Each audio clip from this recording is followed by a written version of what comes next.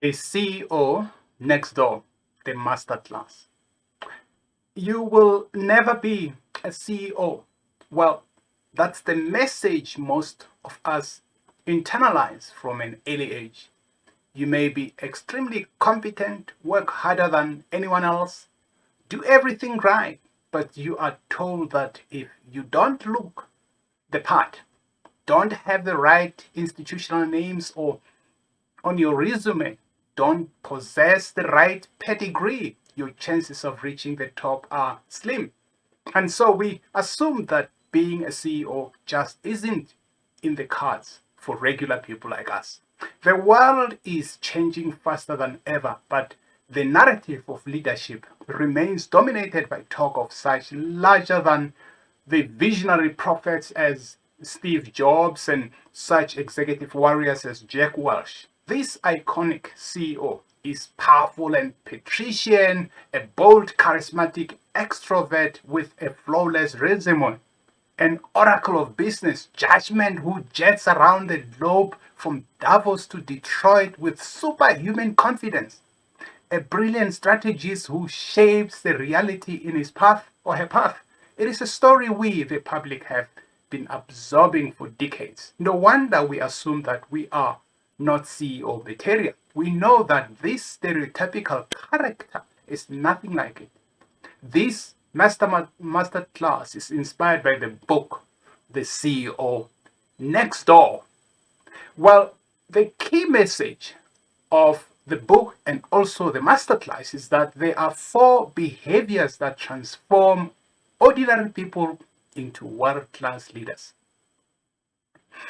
What makes a great CEO?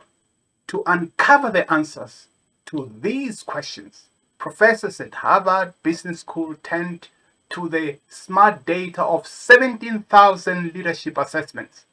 The assessment interviews conduct typically last roughly 5 hours and reveal vastly more than one could gather from traditional interviews or psychometric assessments.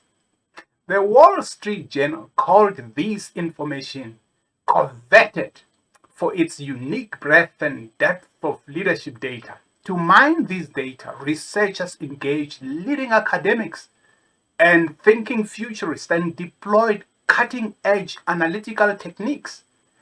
For the first time ever, the CEO Next Door unveils insights on CEOs based on the world's most comprehensive leadership data set, powered by 21st century state of the art data mining techniques. CEO myths: only Ivy Leaguers need to apply. Well, in fact, only 7% of the CEOs who have been interviewed graduated from Ivy League colleges. 8% of CEOs in the sample did not even complete college, or usually, they did undergraduate. Ivy League graduates are more prevalent among the ranks of Fortune 500 CEOs, but outside that small set of the largest companies, what happens is that the situation is totally different. CEOs were destined for greatness from an early age. Well, over 70% of the CEOs interviewed didn't set out to become CEOs early in life. Only when they became or came within reach of the C-suite, typically after 15 plus years of experience, did they start to feel that maybe they could achieve and thrive in the role. The other one is CEOs are egotistical superheroes. Well, evidence does not support this assumption. The reality is that the CEOs who saw independence as their defining character trait were twice as likely to underperform compared to other CEOs. The weaker CEO candidates used I at a much higher rate than we compared to the rest of the CEO candidates. For many successful CEOs, this team orientation has its roots in early organized athletics and in mentoring others as well.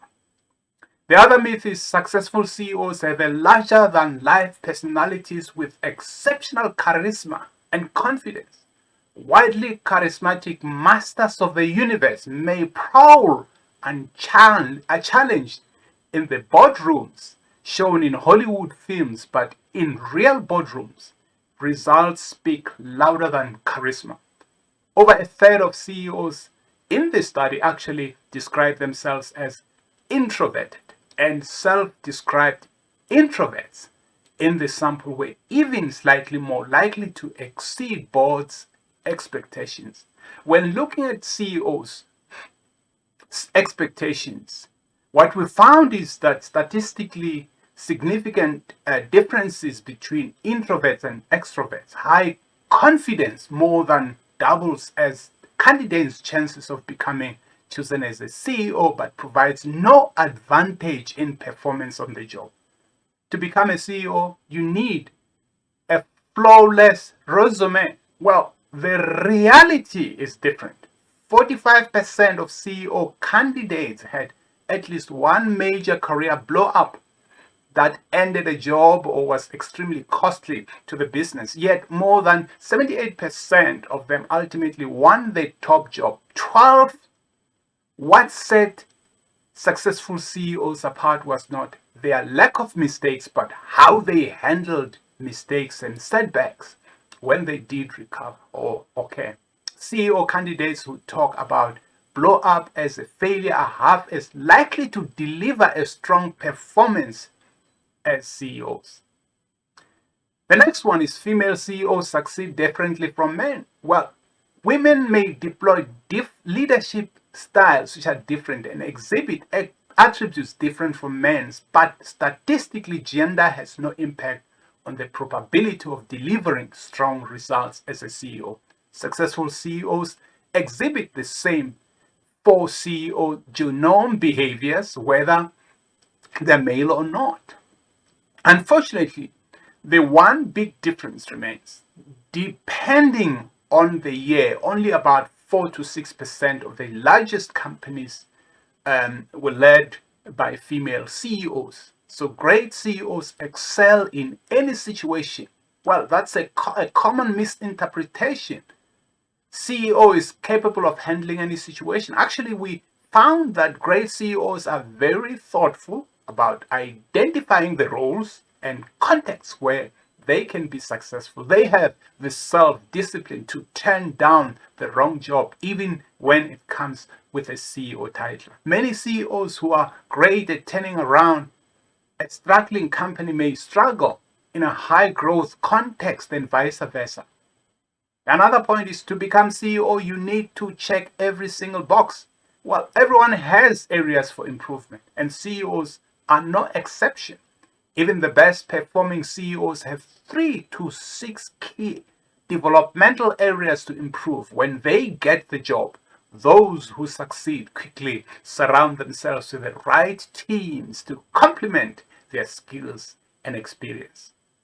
CEOs work harder than the rest of us. Another myth. CEOs, of course, work very hard, but so do others in a wide range of jobs. Analysis show no predictive relationship between how hard a leader worked and how likely she or he was to become a CEO. Furthermore, 97% of low-performing CEOs in the sample scored high on work ethic. Another myth is for CEOs, the matter, the better, above average, intelligent, an important indicator of C-suite potential. However, once at the C-suite level, higher intelligence as measured by standardized tests does not increase the odds of being hired as a CEO or performing well in the role. In fact, CEO candidates who cut to the chase and speak in clear, simple language are more likely to be hired than those with complex and cerebral vocabulary. Another myth is experience trumps all. Among the most shocking findings in the research, first-time CEOs were statistically no less likely to meet or exceed expectations than those with prior CEO experience.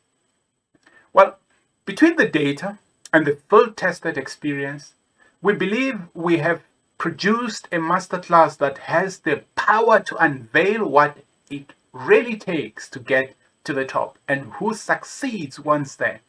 More importantly, we hope this masterclass has the power to accelerate your journey to the top of your aspirations, whatever they may be, and to protect you from some of the painful mistakes along the way. If you aspire to become a CEO, you will learn how to prepare yourself and increase your odds of achieving your goal. If you don't know yet where your professional path will take you, you will learn secrets of professional success and how to achieve your full potential from those who have reached the loftiest heights, just as each of us can benefit from working out with experienced trainers. You will be able to raise your game by learning from today's successful CEOs. If you recently landed in a CEO's role, congratulations, and fasten your seatbelt. Here you will uncover the costly and painful pitfalls that can await a new CEO. We will offer advice to protect you from predictable crisis of the CEO's role and help you accelerate your success. If you are an experienced CEO or board member, grooming the next generation of leaders is probably one of your goals. This masterclass offers proven steps to help you do that, as well as insights to protect you from making painful wrong choices. Our goal is to give you industrial strength, evidence-based advice powered by 2 decades of combined experience advising CEOs, investors, and boards of directors, buttressed by thousands of hours of studies and research by interdisciplinary teams.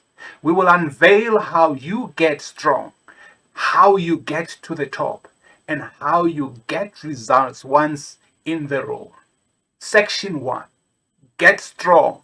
Master the 4 CEO genome behaviors.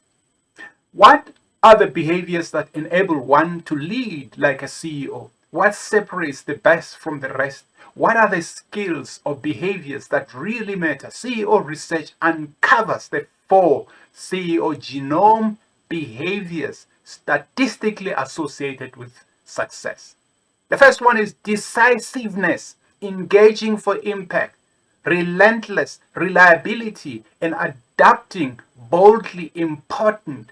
These are not inborn traits. They are behaviors and habits shaped by practice and experience, and they can be developed at any time in your career. We'll explain and explore each behavior in the next session and arm you with practical tools to improve your game, and you will learn which one of these behaviors works double time to increase both your odds of success and your chances of getting to the corner office in the first place. Section number 1, get to the top, win your dream job. Now, researchers mine the data across thousands of leadership careers to unveil underlying patterns of success. Knowing these patterns can help anyone advance in his or her own career. The research team explained the career choices and experiences that got some CEOs to the top faster. Finally, the experts take you behind the scenes to unveil how boards really decide who gets the CEO job and how you can increase your chances of being chosen. What on the surface looks like a highly rational process is full of emotion and biases. To give you just one example, a candidate who speaks with a strong accent is 12 times less likely to be hired as a CEO. We will help you anticipate, save, and safely navigate these landmines, no matter what your background is. Section 3, get results. Navigate the challenges of the role a quarter of annual CEO departures are forced. There is little margin for error at the top. The first 2 years are make or break for a new CEO. It is not enough to get to the top. Will show you how to succeed once you are there and how to avoid the hazards in your way. In those inevitable lonely at the top moments, you will have a trusted guide. Most of the first time CEOs we work with see the board as their biggest challenge. And yet 75% of experienced CEOs confirm that their number one mistake in their first CEO job had nothing to do with the board. It was about picking the wrong people or moving too slowly to get their team in place. We'll lay out how to avoid these and other pitfalls. Nail the first 2 years in the job and stay on course amid the distracting perks and challenges of the position. Many of the insights in this section will help you navigate any negative new leadership role.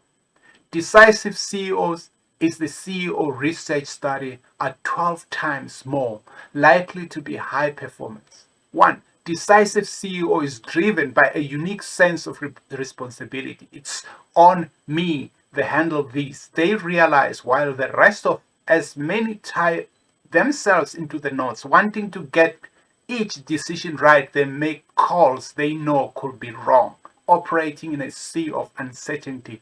What makes all of this possible? Deciding with speed and conviction, knowing which decisions require 9 minutes of deliberation, which require 2 weeks and which don't require your attention at all. And above all, consciously learning from every call, good or bad. Success here rests on action more than pure intellect. Often CEOs with the highest IQs struggle with decisiveness.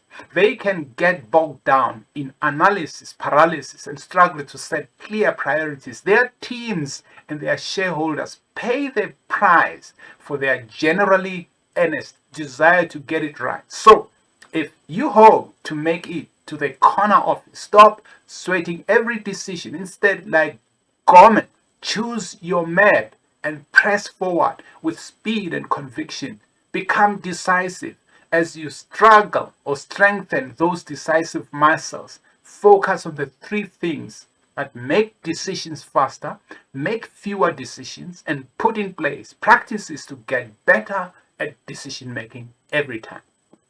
Make the complex simple. Effective CEOs and high performers at all levels of their careers move faster by finding ways to make the complex simple.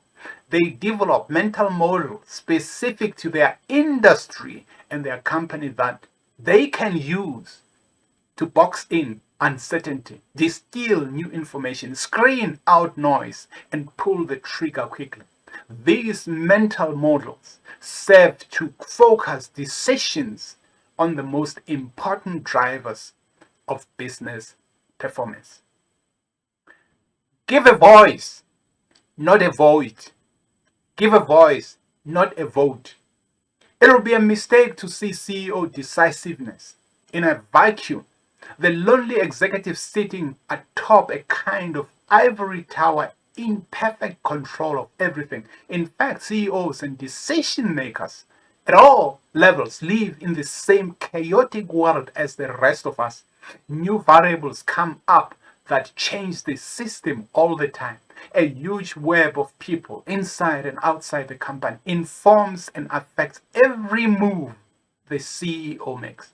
Effective decision makers actively involve others in their decision process. They do that for 2 reasons. First, to get multiple inputs to improve the quality of the decision. And second, to pave the path to smooth execution by building ownership and buy-in for the decision with relevant stakeholders.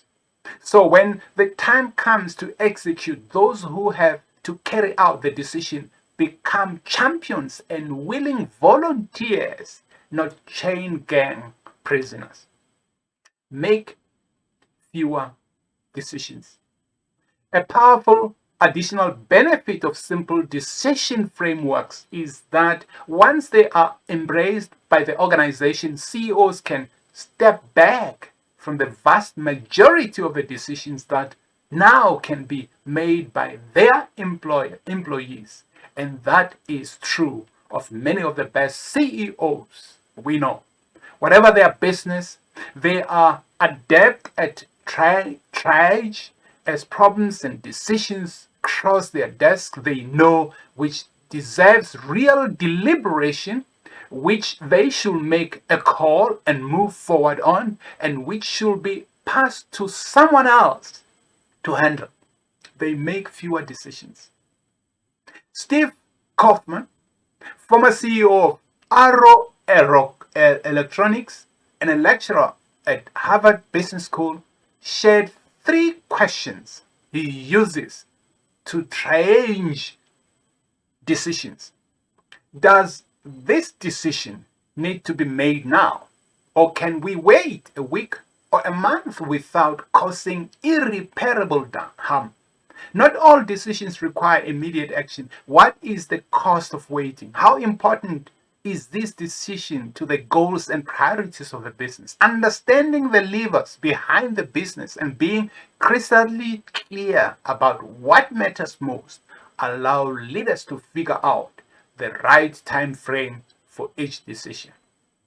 Will waiting bring some additional insight and information that can help make the decision? What is the benefit of waiting? If additional information is attainable and could significantly shift a high impact decision, it may be worth waiting. If, on the other hand, it is unlikely you will know more in 3 months or 6 months, then what is the benefit of continued analysis? Could the issue resolve itself? Many CEOs confirm that there were countless instances where the time solved a problem better than they could ever have. But we suggest you proceed with caution on this particular one. Look inward. Condition your mind for decisiveness. We found that maintaining emotional distance from their decisions helps leaders learn from mistakes. So, how does one create the required emotional distance to flex and build that decisiveness muscle? Too many leaders don't realize the degree to which their physical state, whether they are rested, exhausted, or over caffeinated, affects their emotional state and therefore their ability to perform when it comes to making decisions. Effective leaders recognize that under physical or emotional stress or fatigue, they tend to default to their natural behavioral biases related to decision making. So look to the future. Some leaders apply a different frame of reference to improve their decision making, getting into a time machine. They think forward to the future. They want to see and reason back to the type of decisions they need to make to get there. Decisiveness is inextricably linked with your ability to engage with others in a way that drives results. How best to do that as a leader is the focus of the next masterclass on CEOs. The next point is engage for impact. Orchestrate stakeholders to drive results. At their best, leaders have the power to create a new and better reality. But the only way this new reality will emerge is by leaders enlisting others around them to do something different and often seemingly impossible. This is especially true for a CEO. Despite their power and authority, CEOs are almost entirely dependent on the actions of others for their success. Interdependence, not independence, wins the game. Evidence suggests that the analysis of assessments on CEOs shows this statistically. 2 out of every 3 highly independent CEOs are likely to underperform expectations. CEOs who engage for impact are akin to great orchestra conductors. The only member of the orchestra who doesn't produce any music directly, the conductor, like a CEO, is entirely dependent on others to deliver results. CEOs who engage for impact, they lead with intent.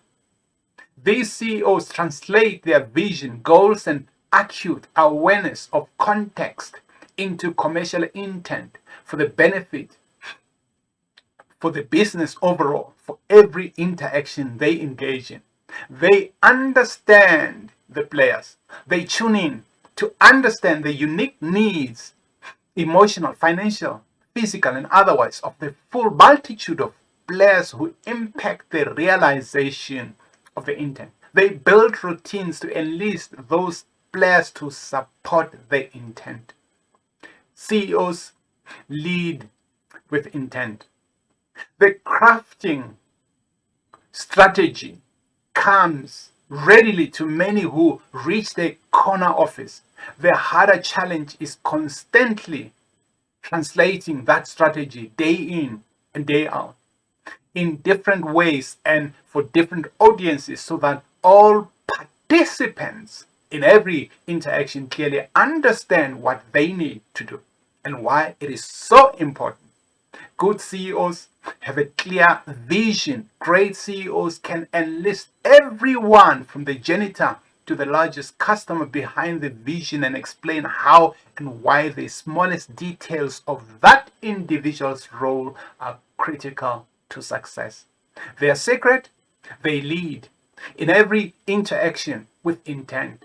Leading with intent requires a leader to clearly articulate the intent to herself, B, consistently align her daily actions with her intent, and C, act on her intent in each interaction based on a deep understanding of her audience and context.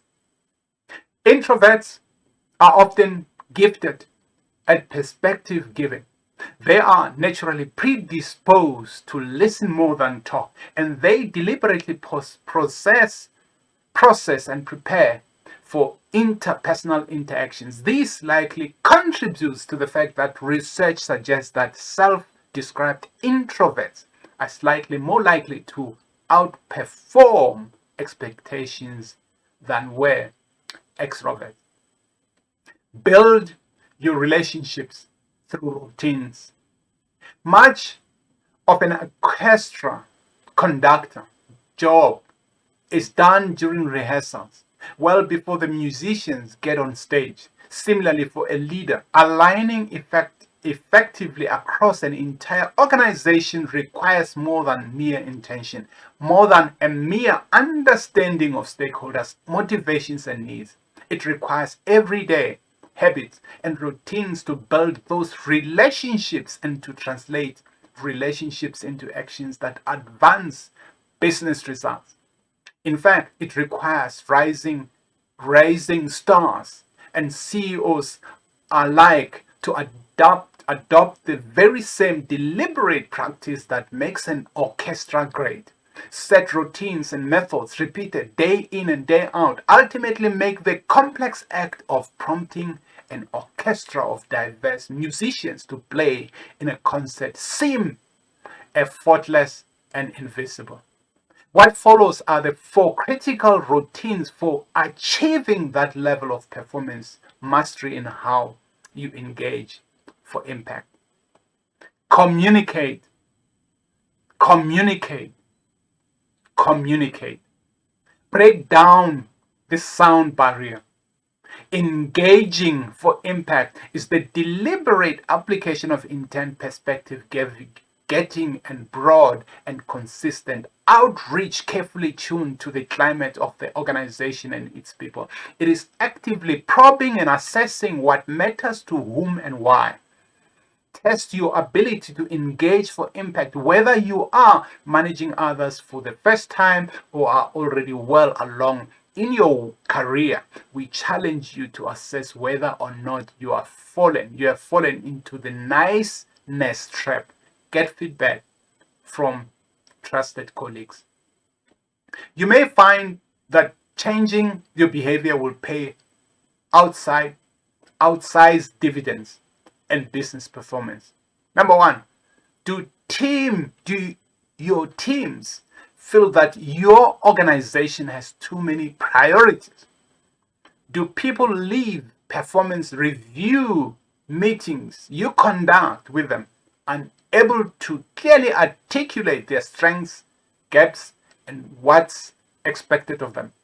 Do you move slowly to determine how to handle a loyal team member who is unlikely to fit with the company's future? Is the word nice in the top 3 adjectives used to describe you? When considering a decision, is your first thought about how it will impact relationships? Do those around you, your team and your boss, say you avoid or minimize conflict? Key takeaways. Define your intent. Align your aspirational intent, your most important big picture goals, with your transactional intent, your goal for anyone interaction. Deploy perspective giving or getting to understand various stakeholders. Build routines to enlist stakeholders behind your intent. Key reflection questions. What are the key messages from this masterclass? How will you implement the lessons from this masterclass in your journey to becoming a futurist CFO or CEO? How will you continue to implement the lessons from this masterclass? Signing off, Dr. Mishak Masasekani Kosa, the Thinking Futurist. Thank you.